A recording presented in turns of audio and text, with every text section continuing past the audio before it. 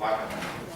Имаме континуитет не само разговоранието и разговоранието на земите, тук има слушање. Кага колегата Каджиевски, кога разбуваше дека секој крајен треба да прави инвестиции, сигурно не дослушна моето излагање за моето лично искуство односејќи инвестиции, до креирање инвестиции во ОМИ. Мојот личен опит. Ако това ще случи, нека той ще разговаря по изпълнението на кварталниот за бюджетот и изпълнението на бюджетот, и беше много по-ясно што се случва в Општина Битола и во Македонија. Не дека не знаете, кога вие сте еден од креаторите на таа политика.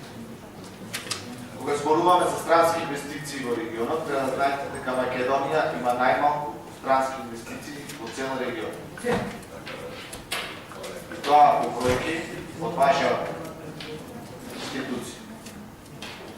Вработувањата се по партиска основа и вашите членови исклучиво се ангажираат за да добијат вработување по партиска основа.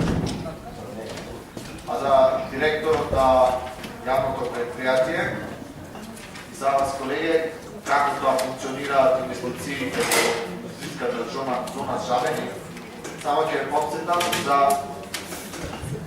фабриката чија столетта сечеше премиерот и негови заменици за чипси, каде што ги се произведуваше македонскиот чип во Жабен.